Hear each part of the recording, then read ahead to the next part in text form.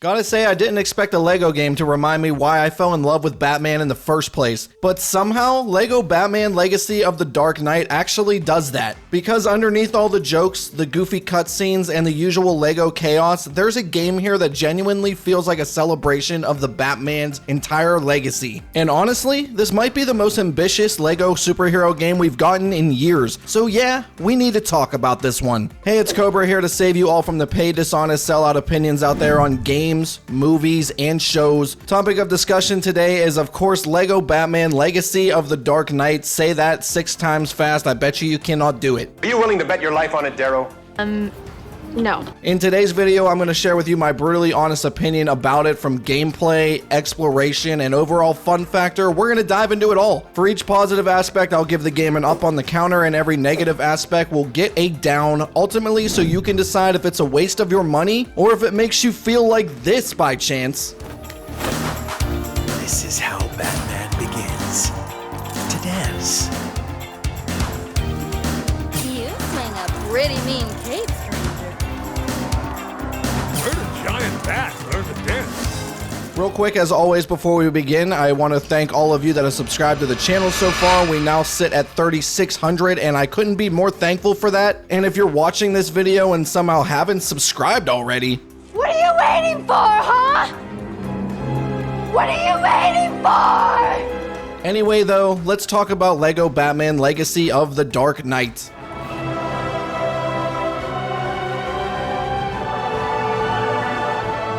First things first, when it comes to this game, truthfully, it feels like TT Games looked at the Batman Arkham games and went, what if we made this more approachable, goofy, and fun for literally everybody this time around? And honestly, that's kind of the genius behind this one, if you ask me. This game isn't trying to be brutally difficult or ultra realistic. It just wants you to feel cool beating people up as Batman while occasionally throwing Lego furniture across the room. The combat system is very clearly inspired by Arkham's free flow style, so you better believe I'm handing out the first up for this game without a question. When you're doing anything compared to the Arkham games, you're doing something right. You as Batman jump into groups of enemies with no fear in sight, you flawlessly chain attacks together, counter incoming strikes, and bounce between targets while trying to maintain combo momentum the whole freaking time. But here's probably the main difference for me. With this being a LEGO, more kid-oriented centered project, the game removes a lot of the frustration and hyper-precision timing that made Arkham combat intimidating for some. You're not sweating over frame-perfect counters, you're not getting punished because one random thug touched Batman's shoulder at the wrong angle. All this happening while 12 snipers laser target your skull from across the map too. Instead, Legacy of the Dark Knight keeps combat smooth and readable, and because of that, the pacing stays consistently fun all the way throughout. Enemies attack aggressively enough to stay engaging, but not so aggressively that every fight turns into a stress test. That balance is really important in a LEGO game because the target audience is broader, for sure. Kids can enjoy it with very minor difficulty, casual Batman film fans can test the waters if they choose to do so, and longtime hardcore Arkham players like myself will have a good time with it too. Plus, it's not just Batman in these fights. At all times with the heavy co-op focus, you'll have a partner in battle with you. Nightwing/Robin feels more acrobatic and combo focused. Batgirl properly feels gadget oriented. She's able to hack certain enemy types to take them down, or even have our own drone assist her in battle. Catwoman fights like she's trying to win an Olympic gold medal, flipping all over the place, dodging everything in sight. Also, can't forget her trusty whip too, that will send enemies flying and spinning like a top. All in all, I enjoyed the unique differences so much that I would often find myself switching between Batman and whatever sidekick I had at my side mid-battle just to see how it plays out. Skills and upgrades also add another layer as well if the basic combat starts getting a little stale for you. Allow Batman to dodge over enemies and smash them into the ground while doing so. Use your Batclaw to send your foes flying in either direction, or get knocked way into the sky. No wait, that's not supposed to happen, never mind.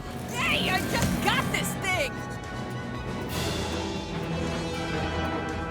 Anyway, combat without a doubt is a hit in this LEGO game, and overall I'm gonna give another up for the sidekicks and gadgets, adding that extra bit of icing to a great cake. And let's give out up number 3 for another Arkham comparable thing that lies within this game, the stealth you'll see from time to time for sure. I genuinely expected the stealth to be pretty basic, but instead it actually has its place to shine on its own. Like I said, the stealth sections clearly borrow ideas from the Arkham games of the past. You perch above enemies, move through vents, use environmental positioning, then pick enemies off one by one in pure Batman style. I don't really have a lot to say about this. If you played any of the Batman Arkham games, you know exactly what this mechanic feels like. I'd maybe say it's a tad clunkier here, but overall I'm happy to see it utilized the way that it is. As a whole, if you're worried about Legacy of the Dark Knight's gameplay being held back by a Lego design, don't be.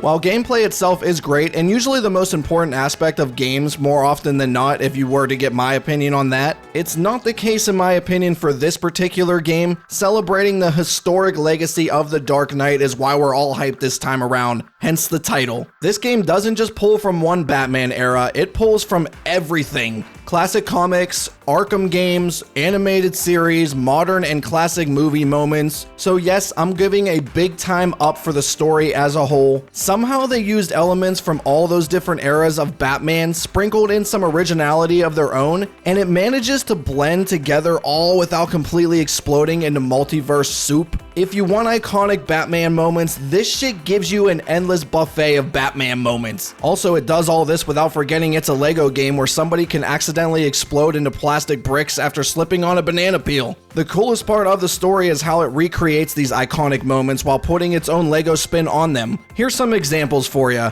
And remember, spoiler warning is in full effect in the story sections of my videos, so proceed with caution if you somehow haven't seen any Batman material in your entire life. Back to the example though, the Joker parade sequence feels huge. There's constant environmental chaos, civilians running around, villains hijacking the atmosphere. It captures that Gotham panic energy perfectly, but still manages to keep that Lego charm intact. Then you eventually legit go to the beginning of the Arkham Asylum game, and honestly, nostalgia aside, this section might be the best in the entire game. Arkham immediately shifts the tone to a darker style tone. The lighting changes, the pacing slows slightly, villains are everywhere, and I mean everywhere. It feels dangerous in ways that Lego games usually don't feel. Then at another point of the story, they throw you in some modern touches as well, with the 2022 Penguin-inspired Batmobile chase, cars crashing, explosions everywhere, and of course Batman with that memorable Western-like approach to capture Penguin in the end.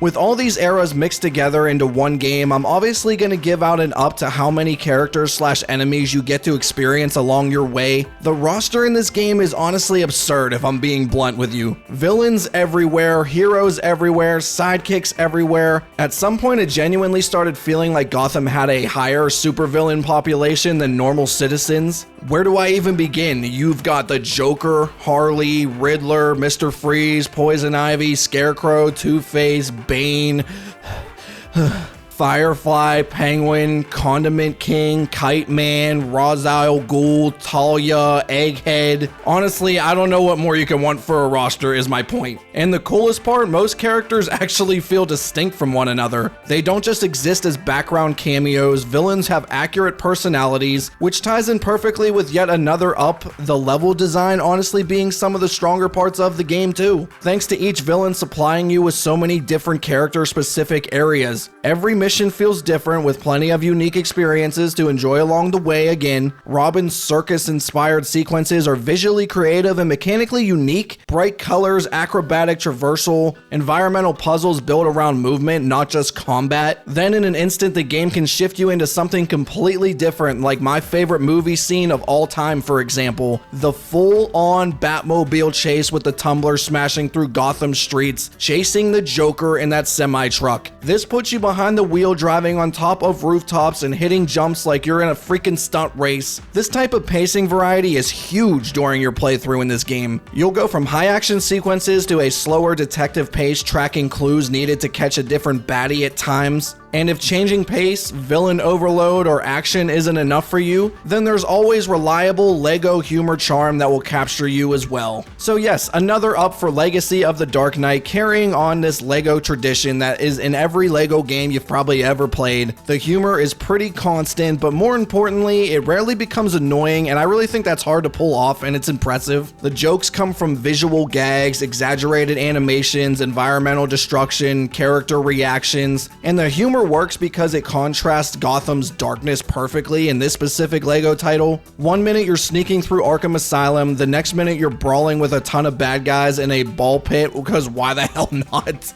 Another time you'll go from Bane trying to end the world to jumping on a roller coaster just to get an item that you need to progress for, you know, reasons, LEGO reasons. It all just works well together so perfectly at all times. Truly, it has a chance to make anyone at any age laugh. Where is he? Ooh. Where is Bane? Bane. Where is he? Where is Bane? Martha! Martha? Why'd you say that name? Sorry, I mean Bane. Where is he? Wow though, if you haven't noticed, what a positive video this has been so far. I almost feel like I'm forcing this first down for the game, and that down does go to a decent bit of random issues I ran into on more than a few occasions. Definitely not going to say this is game breaking or anything, but enough to be noticeable and pointed out. Sadly, I did experience a couple hard crashes that sent me all the way back to the home screen. The game actually completely froze a couple different times as well. I'm just doing my thing and then bam, Mr. Freeze I guess hit the screen with his freeze gun. And probably the most irritating but somewhat funny bug I experienced was Batman running backwards for the entirety of this mission that I was on. I tried everything to snap him out of it, but he wasn't cooperating for the whole mission. Luckily, it wasn't centered around Batman and was actually focused on Batgirl the rest of the way, so I made it out no problem. But like I said, things like this have to at least be brought up in a review.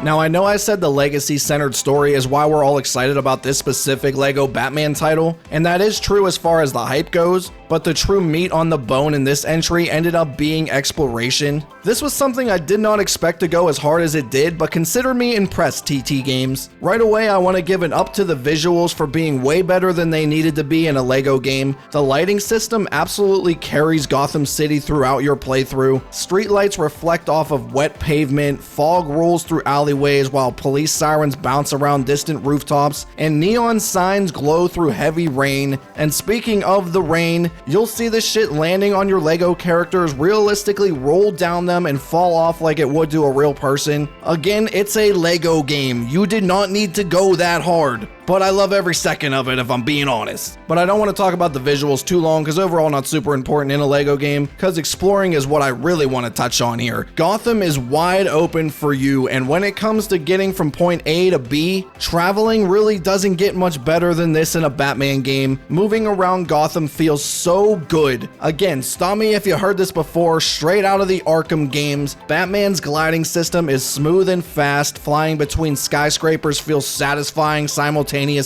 And because Gotham's verticality is well designed, gliding itself truly becomes addicting at times. It wouldn't surprise me at all if you completely stop fast traveling like I did. Why use a menu when you can dramatically jump off a gargoyle like you're filming the final scene of a Christopher Nolan film? The Batclaw is also another dynamic that helps you get around that adds a lot to it. You're constantly zipping across rooftops, towards ledges, into stealth positions. Plus, we didn't even get to the best part yet either, the Batmobile. And thankfully, they didn't completely overdo it like some Batman game out there, where suddenly your car becomes a military tank capable of starting World War III. Here, the Batmobile is all about pure fun. Fast movement, insanely fun drifting, missiles on occasion when necessary, and of course plenty of LEGO destruction. Oh, and let's just say nobody is gonna stand in your way at all either.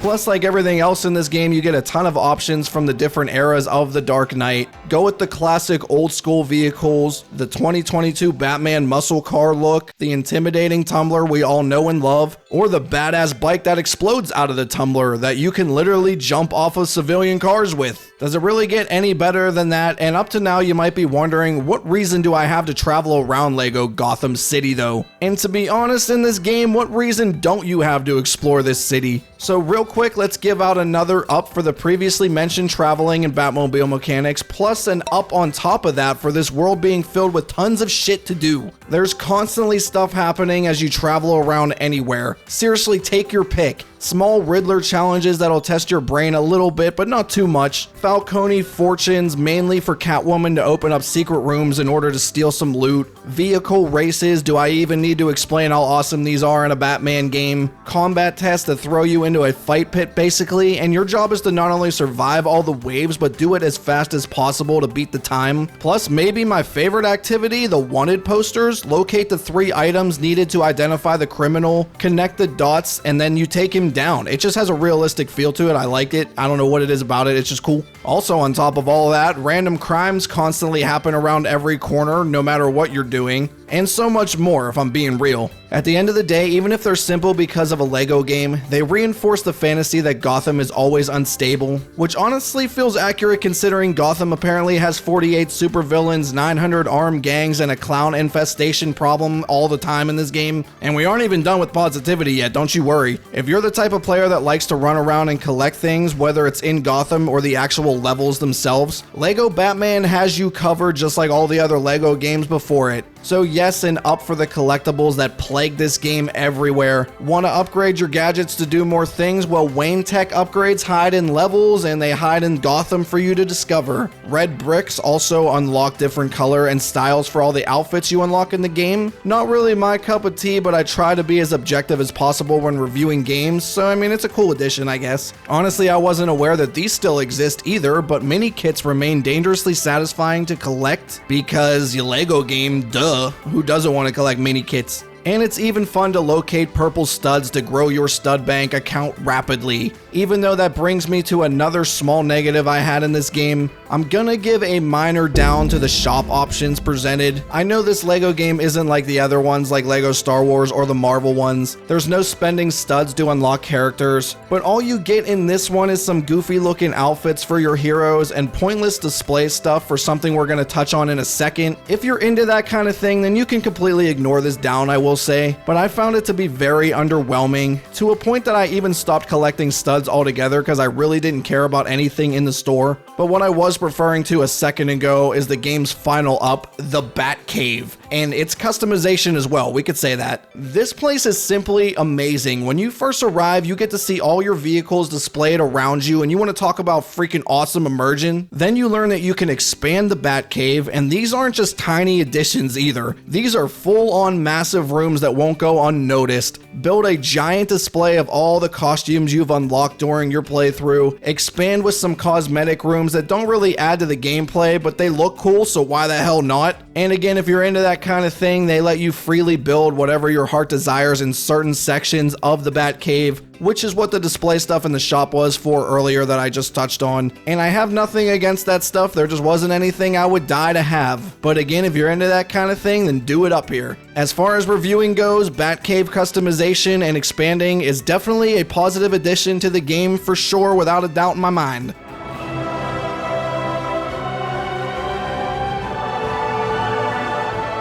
Well, there you have it, people. All my thoughts on Lego Batman Legacy of the Dark Knight. I believe the final tally on the counter is 12 ups and 2 downs. If my count is off, the screen will show the accurate count for the numbers. And remember to keep in mind that some ups and downs carry more weight than others, so it might not completely reflect my final score accurately. With that being said, however, my final rating for Legacy of the Dark Knight Lego Edition is gonna be an awesome 9 out of 10. This game does not have a lot of issues at all. I loved its exploration. They nailed mixing together all the Batman moments, and combat is satisfying on top of everything else. If I'm being honest, it's still a Lego game at the end of the day, and I don't think it did anything for a Lego game to earn that 10 out of 10 masterpiece score. But I mean, if you really love Lego games that much, I could see you having a 10 out of 10 experience with it, if I'm being honest. But be sure to let me know what you think of this Lego Batman title in the comments below if you've played it already. And if you haven't, do you plan on buying it or not? For more videos on games, movies, and shows, make sure you hit that subscribe button to stick around for the future of the channel. And if you enjoyed today's video, I'd really appreciate you dropping a like on it as well. Helps out the channel a ton, helps out the video a ton, and I would be forever in your gratitude. I hope you have a great rest of your day though. That is going to be it for me in this one. See ya!